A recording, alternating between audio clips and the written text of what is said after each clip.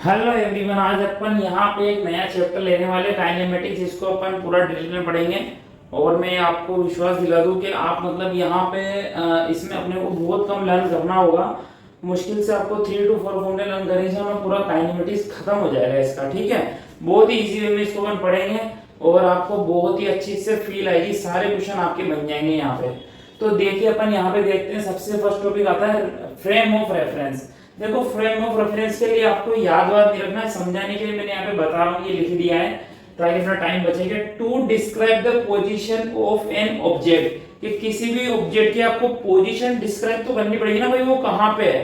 तो जब स्टार्टिंग हुई थी कि कैसे पढ़ना चाहिए, कैसे पढ़ाना चाहिए, तो अपन उसके लिए कुछ तो बताएंगे ना भाई, यहाँ से इस दूरी पे, ये यहाँ से इतनी डिस्टेंस पे। तो उसके लिए अपन ने बोला to describe the position of an object we required reference point. आपको ये रेफरेंस पॉइंट चाहिए, यहाँ से भाई ये इधर है या ये इधर है या ये उधर है, मतलब किधर कितना इसने डिस्टेंस ट्रेवल किया है। उसके लिए आपको कोई फिक्स पॉइंट या कोई एक्सिस ऐसा आपको डिफाइन करना पड़ेगा। तो उसके लिए अपन ने यूज किया है frame of reference. Frame of reference में अपन जनरली 3 एक्सिस लेते हैं, एक्स वाई और ये अपन बनाते हैं ऐसे, लेकिन ये इधर होती है ऐसे, ठीक है ना। ये इधर कितना चला, जैसे पार्टिकल यूं चला फिर यूं चला, वो इधर कितना चला, ये उधर दीवार के अंदर कितना गया, वो जेड एक्सिस होती है। तो to describe the position of an object, उसकी पोजीशन को डिस्क्राइब करने के लिए अपने को रेफरेंस पॉइंट की जरूरत पड़ेगी और एक सेट ऑफ एक्सिस। एक रेफरेंस पॉइंट से बताएंगे अपन, और एक्सिस का सेट चाहिए ना अपने को, ये एक्स वाई जेड, तो set of axis. So we use 3 mutually perpendicular axis, X Y और ये वाली जेड ऐसे, ये वाला, ठीक है, ये ऐसा है। तो तीनों म्यूचुअली परपेंडिकुलर एक्सिस है, एक्स वाई और जेड। और एक ये रेफरेंस पॉइंट जिसको ओरिजिन बोलते हैं, इसी को रेफरेंस पॉइंट बोलते हैं अपन, ठीक है। 0,0,0 इसको आप लिख सकते हो 0,0,0, मतलब ना तो यहाँ वो एक्स में चला है, ना वाई में, ना जेड में, यही खड़ा हुआ है ओरिजिन पे। उसी को ओरिजिन कहा जाता है, which is serve as reference point. ठीक है, बड़ा इजी है, बड़ा फालतू है। अब आगे बढ़ते हैं, चलिए नेक्स्ट। और इसको आप लिखना चाहो तो लिख लेना, बहुत इजी है, आपको लर्न नहीं करना है, समझ के रखना है। अब मोशन और रेस्ट क्या होता है देखना आप। रेस्ट का मतलब, चलो पहले मोशन ले लो। मोशन क्या हुआ, तो देखो मोशन आप वैसे नाम से ही पता आपको लग रहा होगा कि मोशन क्या होता है। बड़ा इजी लैंग्वेज में आप याद रखना, if any one of the coordinate changes with respect to time, अगर टाइम के साथ उसका एक भी कोऑर्डिनेट चेंज हो रहा है तो फिर वो बॉडी मोशन में है। चाहो तो आप इसको लिख लो यहाँ पे कि इफ एनी वन ऑफ, मतलब कोई भी एक या एक से ज्यादा या 2 या 3, तो मैं बोला अगर कोई एक भी चेंज हो गया तो वो मोशन में। तो if any one of coordinate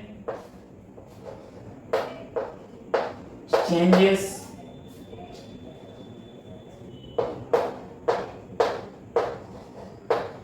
with time,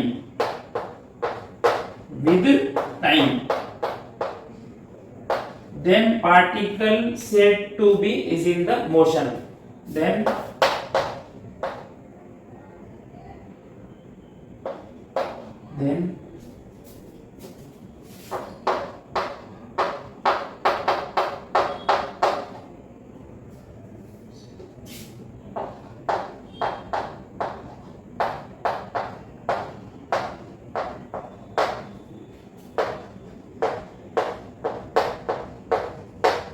मतलब अगर उसका एक भी कोऑर्डिनेट चेंज हो जाए, या तो x चेंज हो जाए या y चेंज हो जाए या फिर z चेंज हो जाए, तीनों में से अगर एक भी चेंज हो जाए तो आप बोलोगे कि पार्टिकल मोशन में है। या फिर 2 चेंज हो जाए, x और y, तब भी पार्टिकल मोशन में है।